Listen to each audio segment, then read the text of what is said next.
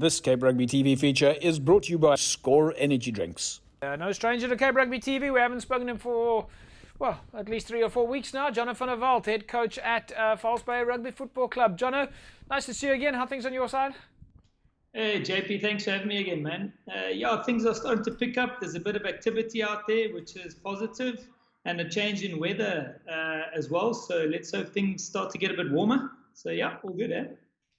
Typical as False Bay, as we know, False Bay, you guys don't stop the activity. You've been busy. You've been busy non-stop.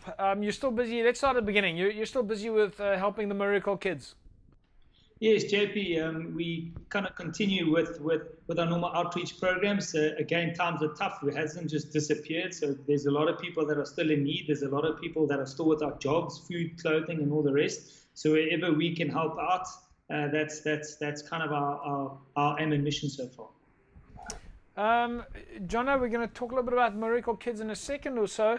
Tell us a little bit about what's happening at False Bay Rugby Football Club. We believe, we know that the restaurants are open now. Can people come and eat there again on a Saturday or during the week at the Bay? Yes, JP, our restaurant and bar area is fully functional again, and there's always a bit of activity that's happening at the club.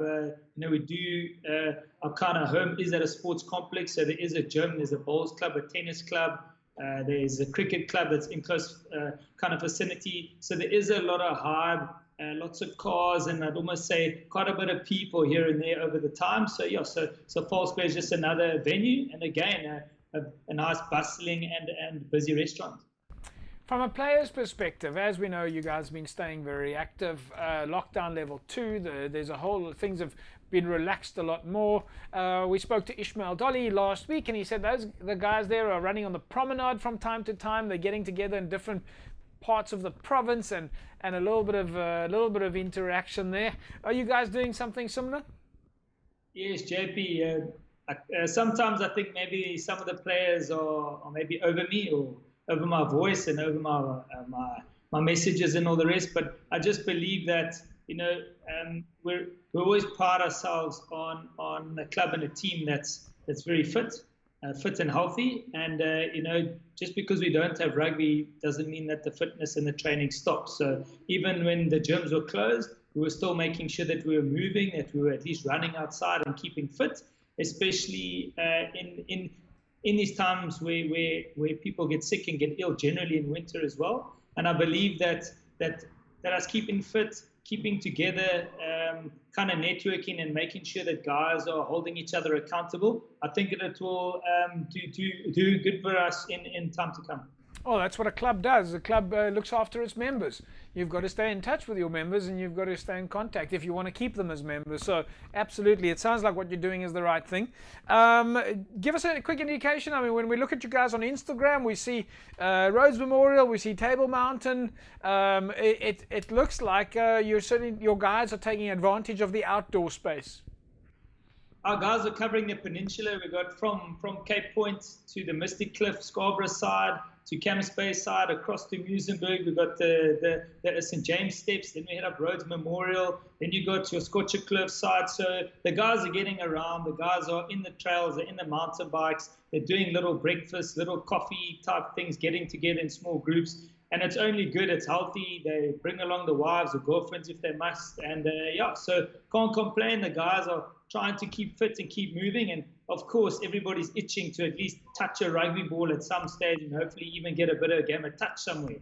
Does it feel easier for you as a coach that there is now more to do? If we go back 5 months, all you could do is send them messages on WhatsApp and hope for a video of someone carrying a bag of dog food from the shop.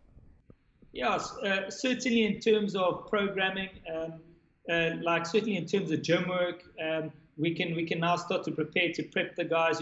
This kind of would normally be the off season, so that's exactly how we're treating it. And with gyms being open and all the rest, the guys can start putting on a bit of muscle and size. A lot of the rugby players, their muscle atrophy has completely disappeared. And so now they've got a nice steady build up between now and January next year to kind of make sure that their muscles are firing. Absolutely. Jonno, one of the things we have to talk to you about is, of course, your involvement with Western Province Rugby and Jerome and the under-21s.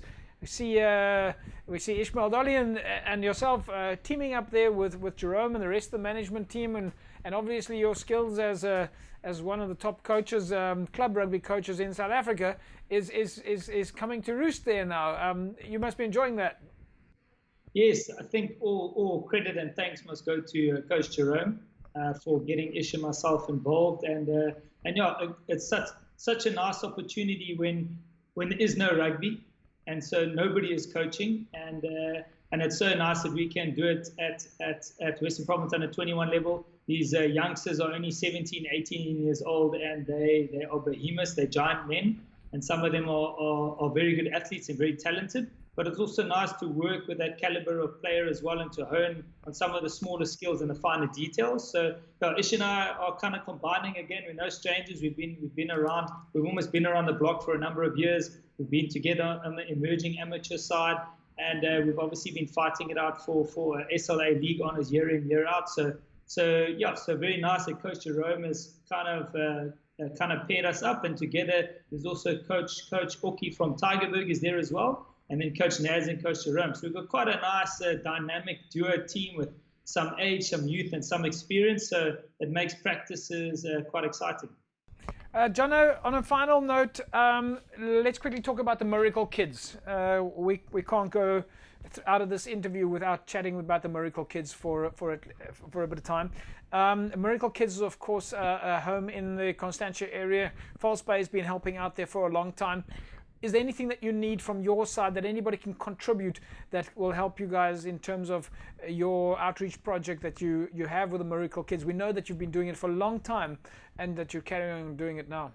Yes, JP, always we need stuff. There is a list of essentials on their website page. We are still trying to raise funds to build a roof. We have got some people have been graciously enough to donate some items, but there is always something that's kind of in the need and in the works that's going on. At the moment, we're busy with doing some type of like a virtual fun run where guys can enter and all those proceeds go to Miracle Kids. We're also embarking, myself and Justin van Winkel are going to be doing a long paddle race of 56 kilometers around Cape Point. And all this will be in aid for Miracle Kids as well. And we'll share those details with you in time where guys can go and donate anything from, so whether it be money, whether it be gifts, prizes, whatever the case is, we'll obviously make all of those details available.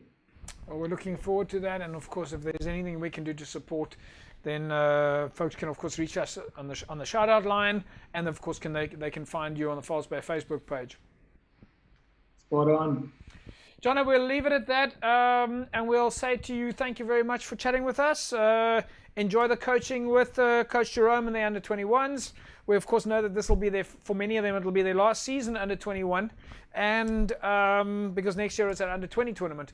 And, of course, we hope that there's some sort of announcement that they themselves will have some sort of some matches this year still, even if it is all behind closed doors. Yes, well, hopefully in positive, especially for the players' sake. You know, the guys are young and they've been training. We've been going for 8 weeks now non-stop, and I hope that they get some sort of rugby. So let's hope that Sarah and the powers that be can make sure that a tournament takes place for them. Thanks, Jonno. Fantastic chatting with you as always. There we go, folks. Jonno van der Walt, head coach over at False Bay Rugby Football Club. And, of course, False Bay's restaurant is open, so you can go and grab a meal. And, of course, if you can help out there in any way, we'll be giving you the information as soon as we can. But False Bay is supporting one of the homes in the area. They're the Miracle Kids. So stay tuned, and we'll keep you updated on that information. This Cape Rugby TV feature is brought to you by Score Energy Drinks.